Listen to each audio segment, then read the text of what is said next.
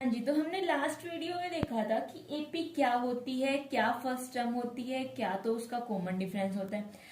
मतलब एपी के बारे में हमने बेसिक बेसिक उसकी बातें देखी थी। अब हम देखेंगे कि जो nth टर्म है एपी की वो कैसे फाइंड करते हैं। इसके लिए हम देख लेते हैं एक सिचुएशन, मतलब एक एग्जांपल देख लेते हैं जो हमारे पास 5.1 में था, जिसके अंदर रीना ने अप्लाई किया था एक जॉब के लिए। याद आया वो एग्जाम्पल? ठीक है। क्या कंडीशन थी? She has been offered the job with starting monthly salary. उसकी स्टार्टिंग में मंथ की सैलरी कितनी थी? 8,000 थी। ठीक है। देन उसके बाद उसकी एनुअल इंक्रीमेंट 500 थी। इसका मतलब क्या हुआ कि पर ईयर, हर साल, मतलब उसकी सैलरी में 500 इंक्रीज होता रहेगा। स्टार्टिंग में 8,000 है। ठीक है। अगली साल कितनी हो जाएगी? 8,500, फिर कितनी हो जाएगी? 9,000, फिर 9,500। मतलब इस टाइप से 500 उसकी सैलरी क्या होती रहेगी? इंक्रीज होती रहेगी। ठीक है। कह रहे हैं ये एग्जांपल था, हमने देखा था, वो ही बोल रहा है कि उसकी सैलरी 8,500 हो गई, एंड देन हमारे पास इंक्रीज होके 9,000, 9,500 एंड देन 10,000 हो गई।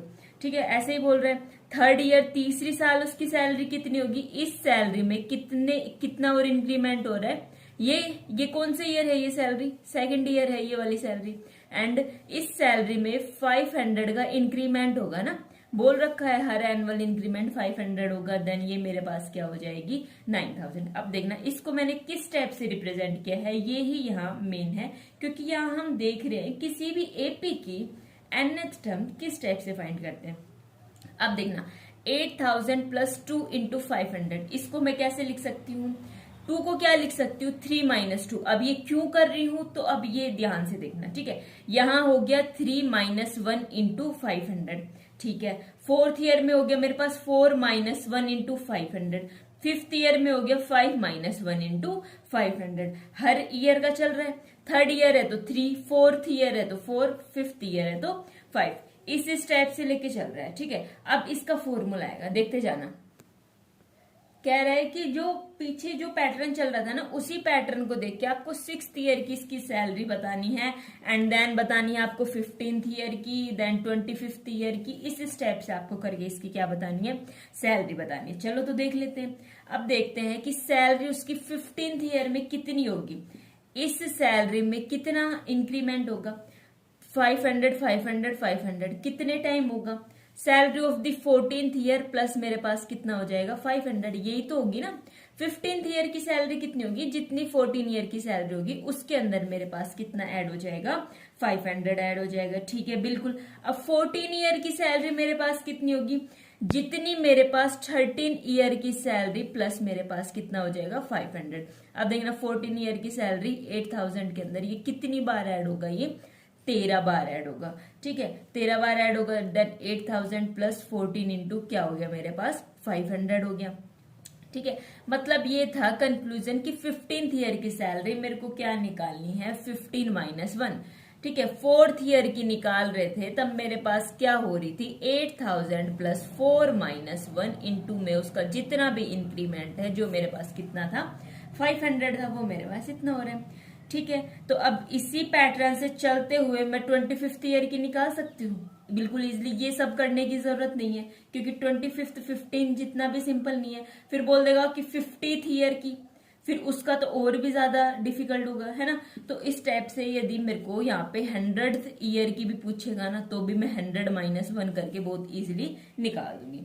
ठीक है। तो यही कंक्लूजन चलते चलते मेरे पास क्या हो गया? एक मेरे पास फॉर्मूला आएगा। वो फॉर्मूला कैसे आएगा? इधर देखो ध्यान से।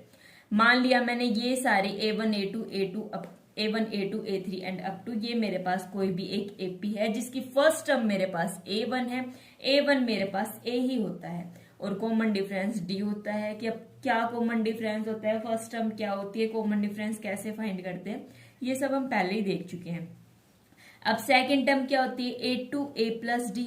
ठीक है, यही होती है ना सेकंड टर्म। अब ये किस टाइप से होती है ये भी हम देख चुके हैं, लेकिन यहाँ फिर से रिपीट कर देते हैं। ठीक है, किस टाइप से होती है? डी मेरे पास क्या होता है? एक कोई भी एक फिक्स नंबर होता है जो हर टर्म में मेरे पास क्या होता है? ऐड होता है। वही तो होती थी ना AP common difference. Common difference मेरे पास क्या होता है? Second term minus first term या फिर third term minus second term. इस स्टेप से चलेगा, ठीक है। फिर मेरे पास थर्ड टर्म क्या होगी, A3 is equals to A2 plus D, and fourth term मेरे पास क्या होगी, A3 प्लस डी। इस स्टेप से ये पैटर्न चलता रहेगा। तो यहां से ये देखते हुए अब देख लेना, यहाँ पे A प्लस इस यहाँ पे क्या है 1 इंटू डी, तब इसको क्या लिख सकती हूँ 2 माइनस 1 इंटू डी। यहाँ पे क्या है 2D, इसको लिख सकती हूँ 3 minus 1 into D. Third term निकाल रही हो तो 3 माइनस 1, फोर्थ टर्म निकाल रही हो तो 4 माइनस 1। अब ये किस टाइप से हो रहा है वो आपको इजिली समझ में आ रहा है। इसी टाइप से जब मेरे को nth टर्म निकालनी है तो A plus n minus 1 into D. ये जो है मेरे पास एक मोस्ट इंपोर्टेंट फॉर्मूला है जो मेरे पास बहुत सारे क्वेश्चंस करने में मेरी क्या करेगा, हेल्प करेगा। फिर कह रहा है an को मैं क्या बोलूंगी, जर्नल टर्म बोलूंगी किसी भी एपी की।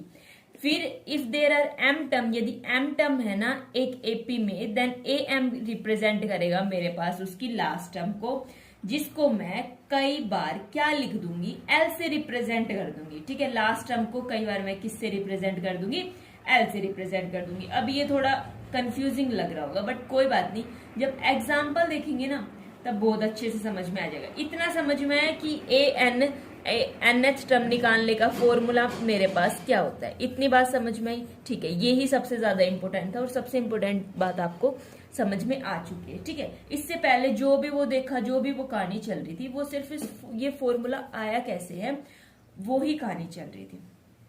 अब देख लेते हैं इसके अंदर 10th टर्म निकालनी है। अब देखो, यदि इसकी फोर्थ टर्म या फिर 5th टर्म आपसे पूछता तो आप लोग इजीली उसका कॉमन डिफरेंस निकाल के, जैसे हमने 5.1 में क्या था वैसे कर देते। बट यहाँ 10th टर्म पूछ रहा है, काफी बार ये पूछेगा 25th टर्म, कई बार पूछेगा 50th टर्म। अब ये तो इतनी जल्दी निकालना आसान नहीं है ना, वो तो बहुत बड़ा हो जाएगा क्वेश्चन।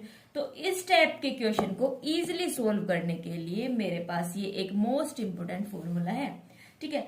इसके लिए मेरे को क्या पता होना चाहिए, ए पता होना चाहिए, ठीक है। ए मेरे पास क्या होता है, इसका फर्स्ट नंबर होता है। डी मेरे पास क्या होता है, कॉमन डिफरेंस। कैसे निकालते हैं, A2 माइनस A1 करके निकालते हैं। अब यहाँ ये चीज से कंफ्यूज होने की जरूरत नहीं है कि एपी फॉर्म होगा या नहीं होगा, ये इसने खुद बोल रखा है कि एपी है। यदि एपी बोल रखा है तो इन सभी के बीच में, इन सभी का कॉमन डिफरेंस मेरे पास एक ही मिलेगा, ठीक है। इतनी बात समझ में आई।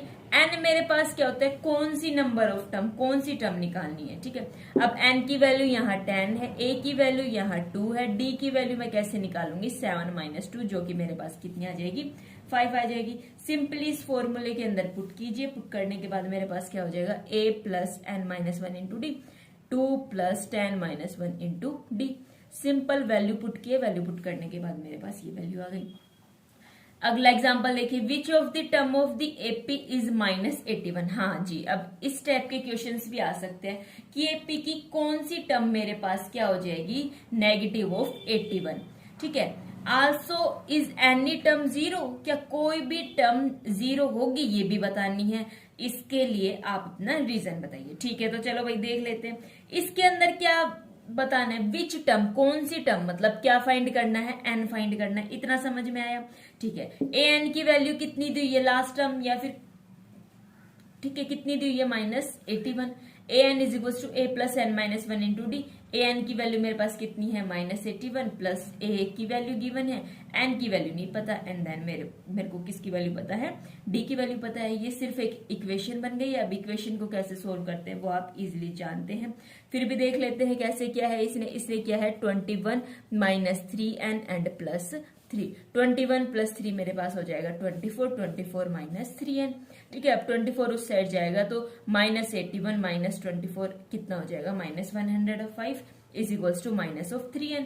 एन की वैल्यू कितनी हो जाएगी, यहाँ पे मेरे पास 35 हो जाएगी, ठीक है। फिर पूछ रहा है क्या कोई टर्म मेरे पास जीरो होगी, तो यहाँ पे पूछा था कि कौन सी टर्म मेरे पास नेगेटिव 81 होगी, तो सेम उसी टाइप से कौन सी टर्म मेरे पास यहाँ जीरो होगी, तो क्या कर दूंगी मैं, माइनस 81 की जगह मैंने जीरो पुट किया है। सिंपली सेम उसी टाइप से मेरे को किसकी वैल्यू निकालनी है, एन की वैल्यू निकालनी है, ठीक है। ये मेरे पास n माइनस 1 माइनस 3, इसने कैसे किया है, n माइनस 1 माइनस 3, ये उस साइड जाएगा तो ये मेरे पास क्या हो जाएगा, n माइनस 1 इंटू 3 हो जाएगा। अब n माइनस 1 तो ये रहा, n 21 अपॉन 3 जो कितना हो जाएगा 7 हो जाएगा। n माइनस 1 7 हो गया, then n is equals to मेरे पास कितना हो जाएगा 8 हो जाएगा। तो मेरे पास 8th टर्म जो आएगी ना वो मेरे पास क्या आ जाएगी, जीरो आ जाएगी, ठीक है, फिर कह रहा है डिटरमाइन दी एपी, जिसकी जो थर्ड टर्म है वो मेरे पास 5 है एंड सेवंथ टर्म मेरे पास 9 है। हाँ जी, इस टाइप के क्वेश्चंस भी आ सकते हैं। और तब आप एक्सरसाइज में देखोगे उसमें तो और भी ज्यादा इंटरेस्टिंग क्वेश्चंस है। अब देखिए थर्ड टर्म मेरे पास कितनी है, 5 है। A3 की वैल्यू कितनी दी हुई है, 5। A3 का मतलब क्या होता है, A plus N minus 1 into D. N की वैल्यू कितनी है, 3 है। A plus 2D is equals to 5। Seventh term मेरे पास कितनी है, 9 है। A7 is equals to A plus 7 minus 1 into D. A plus 6D मेरे पास कितना हो गया, 9 हो गया। ठीक है, तो A plus 2D is equals to 5, A plus 6D is equals to 9। दो वेरिएबल मतलब दो वैल्यू निकालनी है, किस किस की, ए और डी की। और मेरे पास दो इक्वेशन है, क्या दो इक्वेशन से मैं दो वैल्यू निकाल सकती हूँ? हाँ जी बिल्कुल निकाल सकती हूँ। कैसे निकालूंगी, फर्स्ट एंड सेकंड इक्वेशन को मैंने सब्ट्रैक्ट किया, सब्ट्रैक्ट करने के बाद यहाँ पे मेरे पास क्या हो जाएगा, -4d is equals to 5 minus 4, -4d is equals to कितना हो जाएगा, 4 minus 4, d is equals to कितना हो जाएगा, 1। -4 से -4 को क्या कर दिया मैंने, डिवाइड कर दिया, देन d की वैल्यू मेरे पास क्या आ गई है, 1 आ गई। अब इन दोनों इक्वेशन को सब्ट्रैक्ट करना तो आता है ना, सब्ट्रैक्ट कैसे करते हैं, इनका साइन जो है वो चेंज हो जाता है। ठीक है, a से तो a कैंसिल हो जाएगा, 2d minus 6d minus 4d and 5 minus 9 is equals to -4। वैसे इस टाइप के क्वेश्चन हम बहुत कर चुके हैं। ठीक है, कौन से चैप्टर में, थर्ड चैप्टर में। हाँ जी, तो और देखिए आगे और किस टाइप के क्वेश्चन आ सकते हैं। चेक करना है कि 301 is a term of the list of the number. ठीक है, क्या चेक करना है कि जो 301 है वो मेरे पास एक टर्म होगी इन सब की। ठीक है, जितनी जितनी बात पता है ना सिर्फ उतना उतना देख लीजिए। चेक वेदर 301, चेक करना है कि 301 मेरे पास टर्म है इसकी। ठीक है, मेरे को सिर्फ ए पता है, बिल्कुल पता है, डी पता है, डी बिल्कुल पता है, कितना है मेरे पास 6 है। ए पता है, डी पता है, 301 मान लिया कि भाई ये कोई भी एक टर्म है। कौन से नंबर की टर्म है मेरे को ये नहीं पता, ये नहीं पता तो अभी जैसे लास्ट क्वेश्चन क्या था ना, सेम उसी टाइप से करेंगे। कैसे करेंगे, ए एन की वैल्यू मेरे को पता है 301, किसकी वैल्यू फाइंड करनी है, एन की वैल्यू फाइंड करनी है। कौन से नंबर की टर्म है ये, है भी या फिर नहीं है, क्योंकि इसने बोला है चेक वेदर, चेक करके बताओ क्या ये 301 एक टर्म है या नहीं है। क्या ऐसा भी हो सकता है कि ये टर्म नहीं है, कैसे नहीं होगी, चलो इधर देख लेते हैं। इसको मैंने सोल्व किया, सोल्व करने के बाद मेरे पास कितना आ गया, 151/3। अब 151/3 ये तो एक रैशनल फॉर्म या फिर P/Q की फॉर्म या फ्रैक्शन फॉर्म कुछ भी बोल सकते हो, इसकी फॉर्म होती है। क्या ये जो नंबर ऑफ टर्म है इस फॉर्म में भी होती है क्या, जी नहीं। हम तो ऐसे बोलते हैं ना, first term, second term, third term, 100 term, 200 term. क्या कभी ऐसे बोला है कि आपने ये 1/2 टर्म है, ये 1/4 टर्म है, नहीं बोला ना। तो ये नंबर मेरे पास कोई भी ऐसी टर्म नहीं होगी। तो 301 ये मेरे पास कोई टर्म नहीं है इस गिवन नंबर की। ठीक है, एक ऐसे क्वेश्चन देख लिया। अब देखिए अब और किस टाइप के क्वेश्चन आ सकते हैं। How many 2 digit number are divisible by 3, कितने 2 डिजिट के नंबर मेरे पास 3 से डिवाइड होंगे। सबसे पहले 2 डिजिट के नंबर कहां से शुरू होते हैं, 10 से शुरू होते हैं, कहां तक जाते हैं, लास्ट 99 तक जाते हैं। ठीक है, इनके बीच में ही मेरे को देखना है कि वो 2 डिजिट के नंबर जो किससे डिवाइड हो रहे हैं, 3 से डिविजिबल हो रहे हैं। ठीक है, तो सबसे छोटा 3 से डिविजिबल होने वाला 2 डिजिट नंबर कौन सा होता है मेरे पास, क्या 10 3 को डिवाइड करता है, नहीं। 11 नहीं, 12 हाँ। 3 किससे डिविजिबल होता है, 12 से। तो सबसे छोटा मेरे पास क्या हो गया, 12, 15, 18 इस टाइप से चलते हुए। ठीक है, और अप टू कहां तक, 99 तक, क्योंकि ये ही सबसे बड़ा मेरे पास क्या है, 2 डिजिट नंबर है। अब यदि 98 सबसे बड़ा 2 डिजिट नंबर होता ना, एक सेकंड मान लो, है नहीं ऐसा। ठीक है, यदि ये सबसे बड़ा नंबर होता तो क्या 98 मेरे पास 3 से डिविजिबल होता है, जी नहीं। तो फिर इससे पहले जो नंबर आता है क्या 97 होता है, जी नहीं। 97 नहीं होता तो कौन सा होता है, 96 होता है। तो फिर यहाँ पे मेरे पास 96 आ जाता। समझ पा रहे हो ना, मतलब मैं क्या बोल रही हूँ कि 99 लास्ट नंबर इस वजह से लिया है क्योंकि ये भी 3 से डिविजिबल हो रहा है। ठीक है, अब क्या ये आपको एपी दिख रही है, हाँ जी बिल्कुल दिख रही है। क्यों दिख रही है, क्योंकि सभी के अंदर एक फिक्स नंबर ऐड हो रहा है। को क्या है वो फिक्स नंबर, 3 है। 12 प्लस 3 15, 15 प्लस 3 18, इस टाइप से करके हो रहा है। तब वो मेरे पास डी है, वो मेरे पास क्या है, कॉमन डिफरेंस है। कॉमन डिफरेंस यहाँ पे मेरे पास कितना हो जाएगा, 3 हो जाएगा। फर्स्ट टर्म मेरे पास कितनी है, 12 है एंड लास्ट टर्म मेरे पास कितनी है, an है। दिख रहा है ना, ये ही लास्ट टर्म होगी 2 डिजिट नंबर। ठीक है, इसके बाद तो जो 100 आ जाएगा वो तो मेरे पास 3 डिजिट नंबर हो जाएगा। समझ आ रहा है ना। फाइंड क्या करना है मेरे को, हाउ मैनी, कितनी है वो, ठीक है। तब मेरे को क्या फाइंड करना है, एन की वैल्यू फाइंड करनी है, ठीक है। एन की वैल्यू मैं यहां से सिंपली फाइंड कर सकती हूँ, सिंपली इनकी वैल्यू पुट की एंड देन इसको सोल्व करके एन की वैल्यू फाइंड की। अब ये तो आप आराम से कर सकते हो।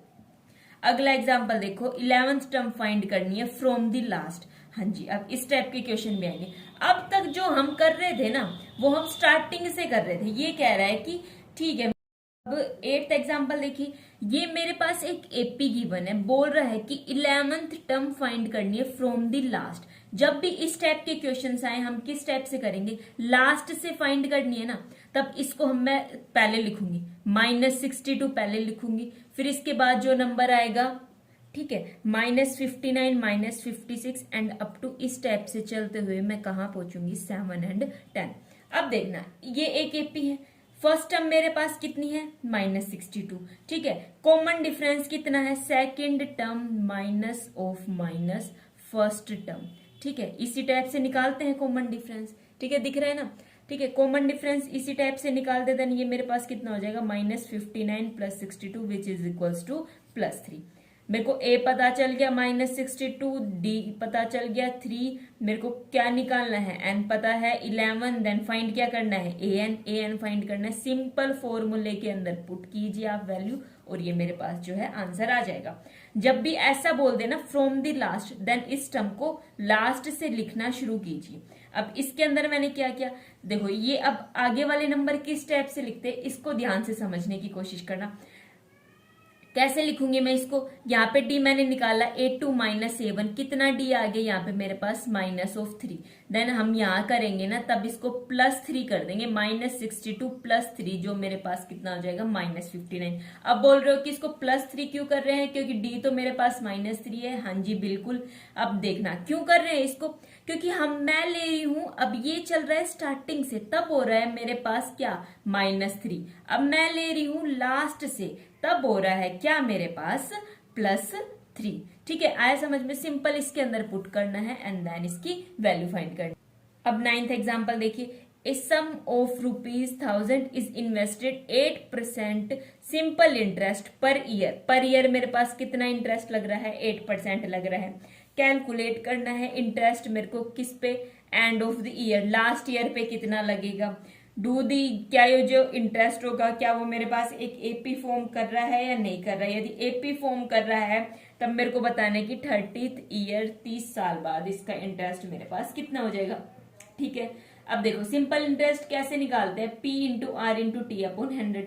P मेरे पास कितना गिवन है, 1000। ठीक है, R मेरे पास कितना गिवन है, 8%। T मेरे पास क्या होता है, टाइम होता है। कह रहा है पर ईयर, हर साल 8% लगता जा रहा है। पहले ईयर कितना होगा, 1।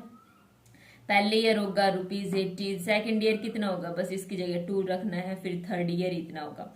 अब देखना है क्या ये मेरे पास एपी फॉर्म कर रहा है या नहीं कर रहा। ठीक है, एपी फॉर्म करने के लिए मैंने क्या देखना है, इसका कॉमन डिफरेंस देखना है। 160 - 80 which is equals to 80, then 240 - 160 which is also equals to 80। तब ये मेरे पास एपी फॉर्म कर, ठीक है, एपी फॉर्म कर रहा है। इसका कॉमन डिफरेंस मेरे पास 80 है एंड फर्स्ट टर्म मेरे पास कितनी है, 80 है। दोनों मेरे पास 80 है। ठीक है, क्या निकालना है, कह रहा था कि यदि एपी है ना देन 30th ईयर 30 साल बाद मेरे को बताओ कि इसका कितना इंटरेस्ट हो जाएगा। 830 की is equals to A + n - 1 into D. ठीक है, एन यही तो होता है ना, AN is equals to A + n - 1 into D. तब ये बात समझ रहे हो ना, एन मतलब एन यहाँ पे कितना है, 30 है, then A + 30 - 1 into D. Simple value put करनी है। अब वैल्यू पुट करके सोल्व करना तो भाई आप लोगों को आना ही चाहिए। A कितना है, 80 है, 30 - 1 29, 29 इंटू डी कितना है मेरे पास, 80 है। सिंपल उसको वैल्यू पुट की एंड देन इसको क्या किया, सोल्व किया है। अब 10th एग्जाम्पल देखिए, एक फ्लावर बेड के अंदर यहाँ पे 23 रोज प्लांट है। ठीक है, पहली रो में, ठीक है, 21 है सेकेंड रो में, 19 है मेरे पास थर्ड में, और इस स्टेप से करते करते वो डिक्रीज होते जा रहे हैं। अब कह रहा है कि 5 रो प्लांट है, जो भी उसकी लास्ट रो होगी उसके अंदर कितने हैं, 5 है। पहली में कितने हैं, 23, 21, 19, और ऐसे चलते चलते मेरे पास कितने हैं, 5 है। एपी फॉर्म हो गई, वो तो देखेंगे ना बी फॉर्म हुई है या नहीं हुई है। डी मेरे पास क्या हो जाएगा, यहाँ पे इसका कॉमन डिफरेंस निकाला मैंने, कितना आया, -2। ठीक है। फिर 19 माइनस 21, ये भी मेरे पास कितना आ जाएगा -2। इस स्टेप से -2 आ रहा है, तब ये मेरे पास क्या फॉर्म हो जाएगी, एपी फॉर्म हो जाएगी। लास्ट टर्म दिख रही है, बिल्कुल दिख रही है। अब कितने नंबर ऑफ टर्म्स है, हाउ मैनी रो, ठीक है, कितनी रो ऐसी फॉर्म करेगी, तो मेरे को किसकी वैल्यू निकालनी है, एन की वैल्यू निकालनी है। सिंपल इसके अंदर फॉर्मूले में वैल्यू पुट की है एंड देन एन की वैल्यू सोल्व करके निकालनी है। ठीक है, तो अभी हमने कुछ एग्जांपल देखे। इस टाइप से रिलेटेड हम एक्सरसाइज में बहुत सारे क्वेश्चंस देखने वाले हैं। तो आई होप कि आप लोगों को एग्जांपल अच्छे से समझ में